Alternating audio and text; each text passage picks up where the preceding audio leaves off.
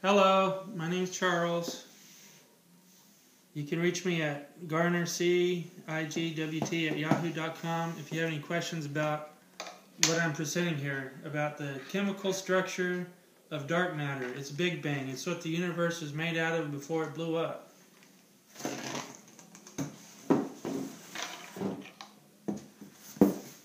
Big Bang, or dark matter, is basically doubling sequences.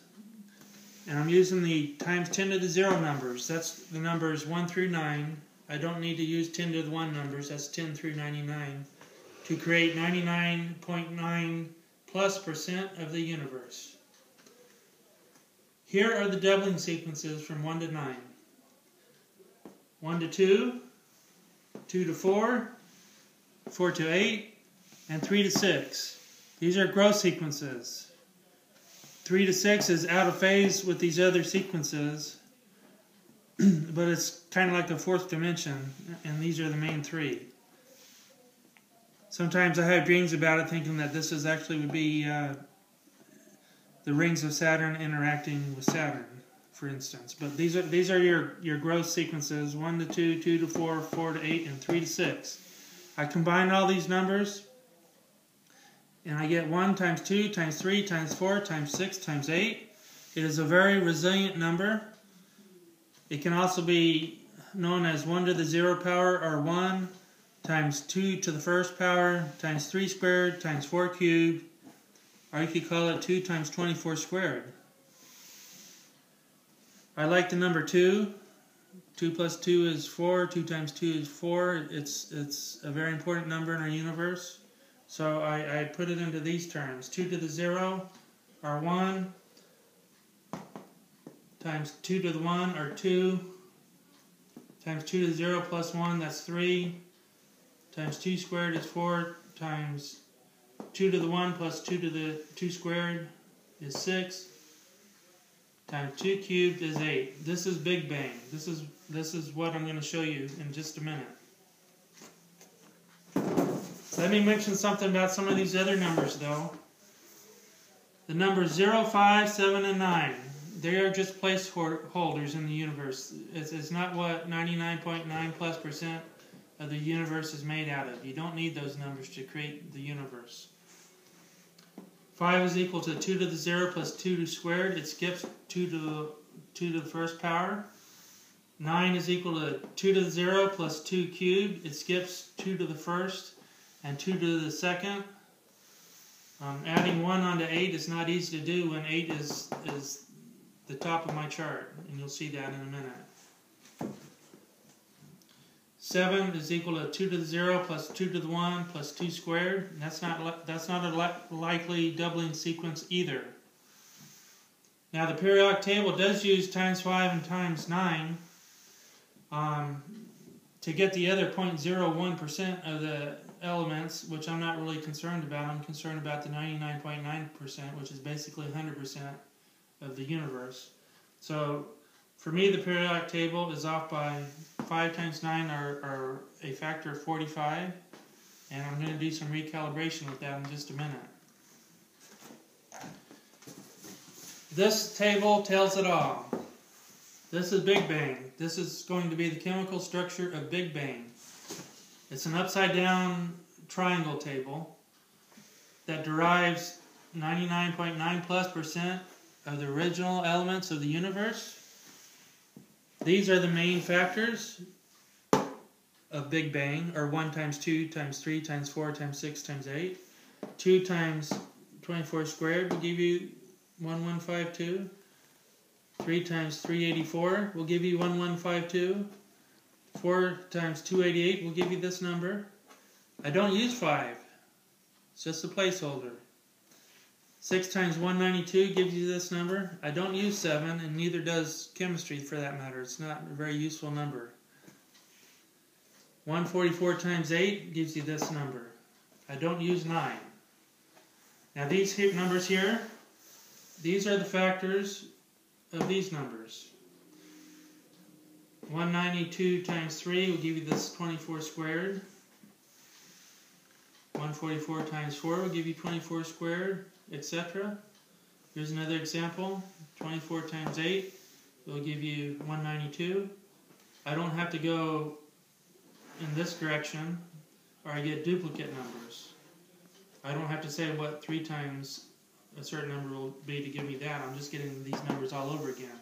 So what you get is an upside down triangle of factors, and this is going to list the top elements of the universe that pretty much makes up the universe. This is it right here. This is all you need to know.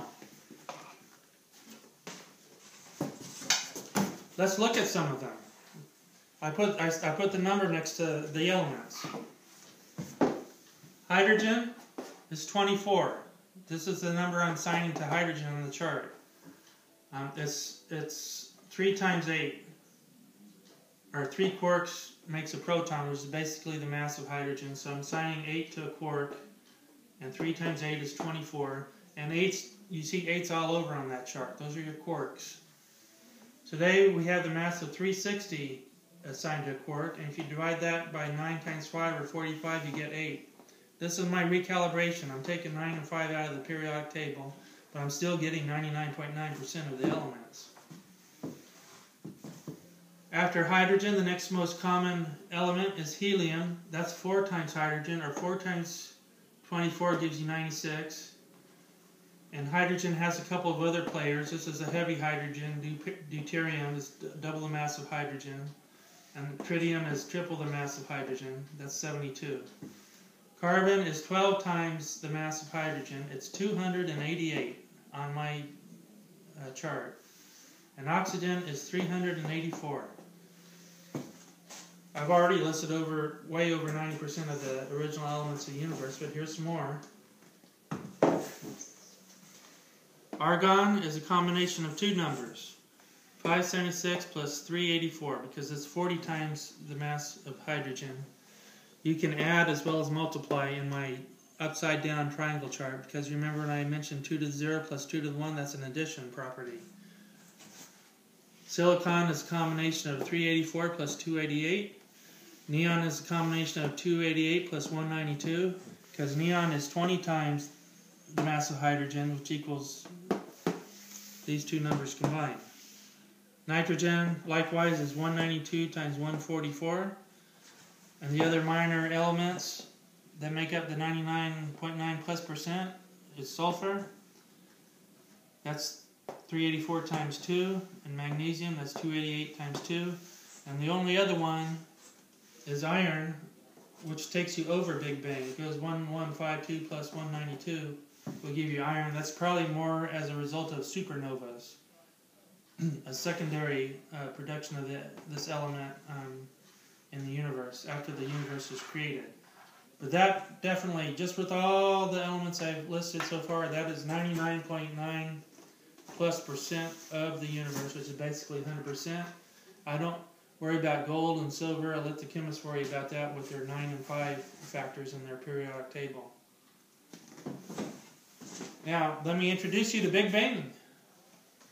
As I said, if this top number here produces 99.99% of the elements in the universe, they're all derived from it, well then obviously this is Big Bang. This is what it is, right here.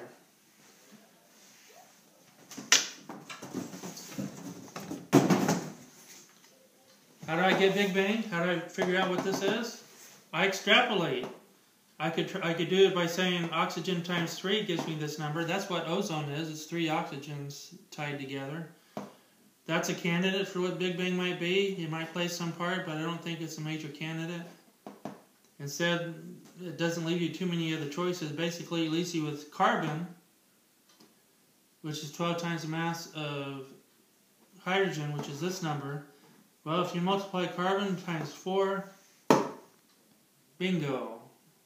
Or you could go 2 carbons attached to each other times 2 gives you 1152. It's carbon. Carbon is what Big Bang's made out of. Carbon is what that big ball, it's just a big ball of carbon that got overpressured and finally decided to blow up and create all the stars. This is what it is right here. You don't see this in chemistry. This is a 4-carbon ring. Normally, what you see in your chemistry books are 5-carbon ring structures, which is attached to the sugars in DNA, and you see 6 carbon ring structures, which are steroids. But this is a 4 carbon ring structure, and this equals Big Bang. 1 times 2 times 3 times 4 times 6 times 8. We are basically hydrocarbon people. We live between 1 and 8. We don't go to 0. We don't go past 8. This is our universe. This is how we're made. We eat hydrocarbons. We drive hydrocarbons, and we are hydrocarbon man or woman. So 1, that's your hydrogen. That's your sun. Those are your diffuse hydrogen clouds. That's a contracting universe. That's a decreasing molecular size. That's contraction. 8, that's Big Bang. That's an expanding universe because you're expanding the molecular weight size. So that's expansion, and this is contraction. Even though you get expanding hydrogen clouds, it's still a contracting universe because you have a lower molecular weight that you're dealing with. Here's an example of something close to Big Bang you'll find in your chemistry books. It's your 4 carbon ring structure, and it's got hydrogens attached to it because carbon has 4 bonding points. 1, 2, 3, 4. Each one has 4 bonding points. So this carbon here attaches twice to this carbon and twice to that carbon, etc. It's a very resilient element. So that's it, folks. You know what Big Bang is now. That's it here. 4 carbon ring. It equals 1152. You cannot deny the math. 1 plus 1 is 2. It's straightforward. You can check the numbers yourself. There's no way of denying what I've told you. All you have to do is go and look at the upside down triangle and the factors. There's no way of denying it. I derived the 99.9% of the elements from that table. And the top dog, that's Big Bang. And I don't see any other conclusion you can derive other than what I've just shown you. Thank you for your attention. I hope you show the world and we quit messing around with things that are not true, like wormholes and stuff like that. I'm showing you what the universe is made out of, and we need to get a better understanding about that. Thank you for your time.